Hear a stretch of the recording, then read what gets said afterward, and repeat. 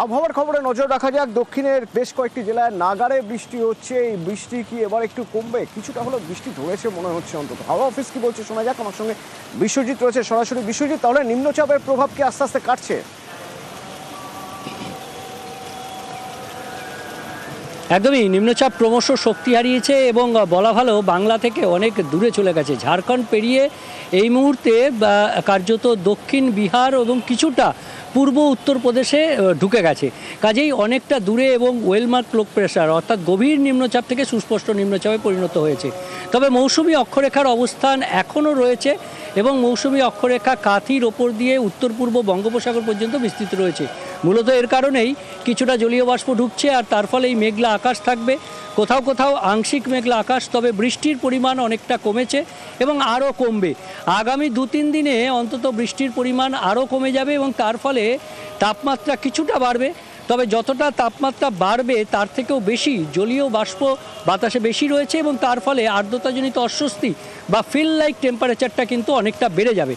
আজও কিছুটা বৃষ্টি হবে, কাজেই কিছুটা স্বস্তি কিছুটা অস্বস্তি। কালকে জানতে চাই বিশ্বজিৎ, উত্তরবঙ্গে তো বিক্ষিপ্তভাবে বৃষ্টি হচ্ছে বিভিন্ন জেলায়, আগামী 2-3 দিন কি অবস্থা থাকবে?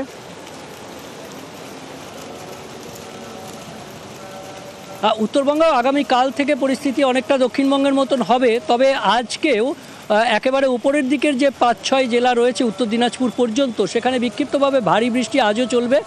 আগামীকাল থেকে উত্তরবঙ্গের বৃষ্টিটাও কমবে। তবে উত্তরবঙ্গে আবার অশনি সংকেত আছে। শনিবার থেকে সোমবার আবার ভারী বৃষ্টি। ওপরের দিকে জেলাগুলিতে মূলত বেশি বৃষ্টি এবং দার্জিলিং, কালিম্পং, আলিপুরদুয়ার, কোচবিহার, জলপাইগুড়ি এবং উত্তর দিনাজপুর এই 6 জেলাতে বিক্ষিপ্তভাবে আগামী শনিবার থেকে সোমবার পর্যন্ত আবার ভারী বৃষ্টির অশনি সংকেত রয়েছে। অতনু, ধন্যবাদ। পশ্চিমে বৃষ্টি হচ্ছে আর সেজন্য বিহার ঝাড়খণ্ডে লাগাতার বৃষ্টি। নিম্নচাপ অক্ষরেখা আস্তে আস্তে সরে গিয়েছে, বৃষ্টি আরও বাড়বে। আর বিহার ঝাড়খণ্ডের বৃষ্টি, তার জন্য এবার জল ছাড়ছে ডিভিসি। এখনো পর্যন্ত কতটা জল ছেড়েছে হিসেব বলছে মাইথন পাঞ্চেত থেকে জল ছাড়ার পরিমাণ বাড়ানো হয়েছে। মাইথন থেকে 12,050 কিউসেক জল এবং পাঞ্চেত থেকে 35,500 কিউসেক জল। সেক্ষেত্রে নদী তীরবর্তী এলাকাগুলোতেও সতর্কতা জারি করা দরকার। দীপক রয়েছেন আমার সঙ্গে। দীপক, কি অবস্থা?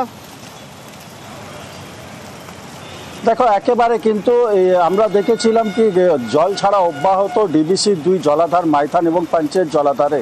কিন্তু এই গত কয়েকদিনে যেভাবে ঝাড়খণ্ডে টানা বৃষ্টি হচ্ছে, ভারী বৃষ্টি হচ্ছে, তাতে কিন্তু জল ছাড়ার পরিমাণ ধাপে ধাপে বাড়াচ্ছে ডিবিসি। গতকাল রাত্রে দেখেছিলাম আমরা ডিবিসির 2 এবং আজ সকাল থেকে নতুন করে 48,000 কিউসেক জল ছাড়া শুরু হয়েছে ডিবিসির 2 জলাধার থেকে। একদিকে দেখুন মাইথান জলাধার থেকে 12,500 কিউসেক, অন্যদিকে কিন্তু পাঞ্চেত জলা কিউসেক, অন্যদিকে কিন্তু পাঞ্চেত জলাধার থেকে 35,500 কিউসেক জল ছাড়া হচ্ছে। এই জল গতকাল রাতের জল এবং আজ সকাল থেকে যে জল ছাড়া হচ্ছে সেটি দামোদর নদের মাধ্যমে দক্ষিণবঙ্গের একাধিক জেলাতে ঢুকছে।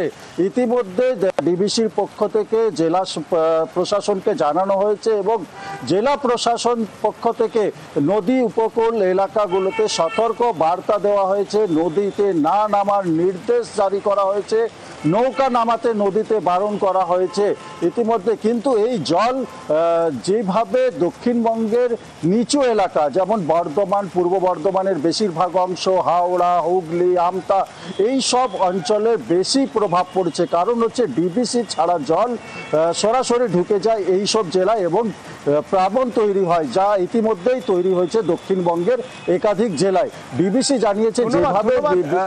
ধন্যবাদ দীপক।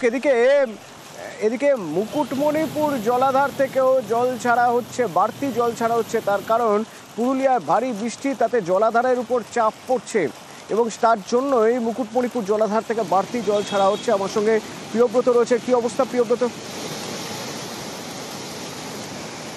হচ্ছে 434 ফুট, সেখানে 436 ফুট ক্রস করে গেছে এবং সেই কারণেই এই জলাধার কর্তৃপক্ষ যে জল ছাড়ছিল 17,500 কিউসেক, তার থেকে কিন্তু বাড়িয়ে 10,000 কিউসেক আরো বাড়ানো হয়েছে, তাতে 27,500 কিউসেক করা হয়েছে। কেননা যে জল অলরেডি পৌঁছেছে, কেননা ঝাড়খণ্ডে ভারী বৃষ্টি হচ্ছে, পুরুলিয়া বাঁকুড়াতেও বৃষ্টিপাত চলছে এবং সেই কারণেই তারা কিন্তু জল ছাড়তে চাইছে আগেভাগেই। কারণ আগামী দিনগুলোতে কিন্তু আরো বৃষ্টিপাতের সম্ভাবনা রয়েছে। সেক্ষেত্রে যাতে বিপজ্জনক পরিস্থিতি না তৈরি হয় বা জল ধারণ ক্ষমতার থেকে অনেক বেশি পরিমাণ জল যাতে না চলে আসে, সেই কারণে কংসাবতী কর্তৃপক্ষ এই সিদ্ধান্ত নিয়েছে এবং এই জল ধারণের ক্ষমতা আগামী দিনে আরো বাড়াতে হতে পারে। কেননা আরো বৃষ্টি যদি হয় ঝাড়খণ্ড এবং পুরুলিয়া এলাকায়, সেক্ষেত্রে এই মুকুটমণিপুর জলাধারে কিন্তু জল চলে আসবে। সেক্ষেত্রে জল ধারণের ক্ষমতার বেশি জল থাকলে স্বাভাবিক ক্ষতি হতে পারে, সেই কারণে জল ধারণের সিদ্ধান্ত আরো বাড়ানো হতে পারে। জল ছাড়লে যেটা হবে, পাঁশকুড়ার বিস্তীর্ণ এলাকা জলে ডুবে যাওয়ার একটা আশঙ্কা থেকে যাচ্ছে। জল উঠে যাবে পাঁশকুড়ার বিভিন্ন এলাকায়। একে তো লাগাতার বৃষ্টি চলছে, তার উপরে ঝাড়খণ্ড বিহারে এত পরিমাণ বৃষ্টি হচ্ছে যে ডিভিসি জল ছাড়ছে, আর এতেই রাজ্যের বেশ কিছু জেলা জলমগ্ন।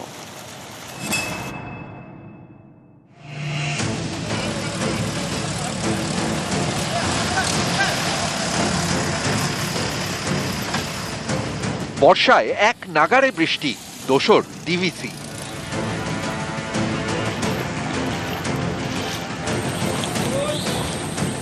ঝাড়খণ্ডে বৃষ্টি হলে প্রচুর জল ছাড়ে ডিভিসি। এর জেরে ভেসে যায় এ রাজ্যের নানা জেলা। এবছরও একই ভোগান্তি।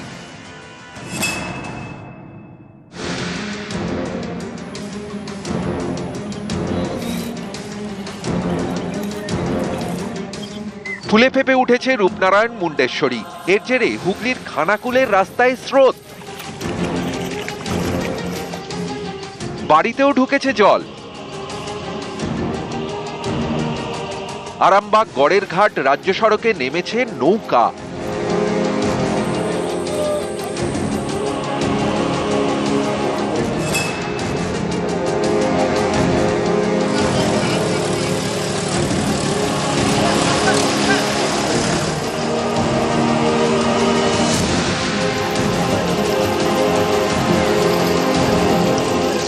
রাস্তায় হাঁটু জল, কাঁধে সাইকেল। এটা বাঁকুড়ার বিষ্ণুপুরের ধানগোড়ার অবস্থা। লাগাতার বৃষ্টিতে ঘরে জল, রাস্তা ডুবে গিয়েছে, চাষের জমিতেও জল।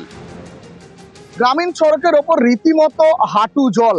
আমার পেছন দিকে রয়েছে জন্তা লয়ার সহ বেশ কয়েকটি গ্রাম এবং সামনের দিকে রয়েছে ধানগোড়া। এই এলাকার মানুষরা জীবনের ঝুঁকি নিয়েই সকাল থেকে এই রাস্তা দিয়ে পারাপার করছে। রাস্তা ডুবে গেছে, ঘর পড়ে গেছে, কতটা সমস্যা হচ্ছে? অনেক সমস্যা হচ্ছে। কোথা থেকে জল এলো? ওই যে আকাশ থেকে, মাঠের থেকে জল, বৃষ্টির জল।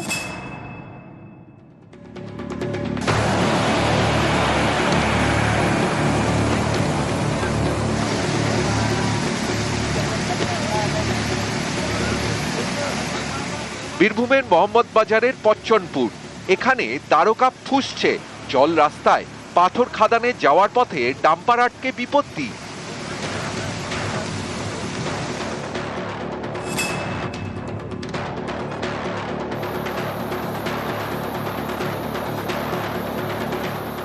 পশ্চিম মেদিনীপুরের ঘাটাল, এই পুরো এলাকার ৮টি এলাকা জলমগ্ন।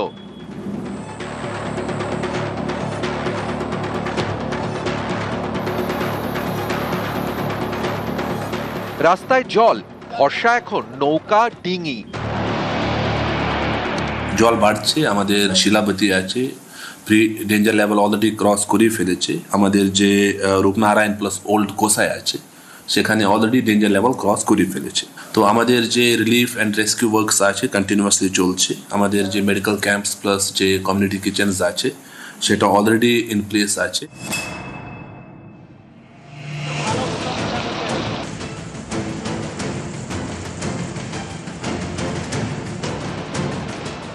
ঝাড়গ্রামেও লাগাতার বৃষ্টি, ডুলুং নদীর জল উপচে রাস্তায়।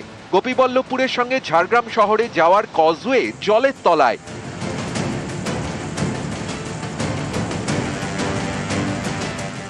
নিউজ 18 বাংলা।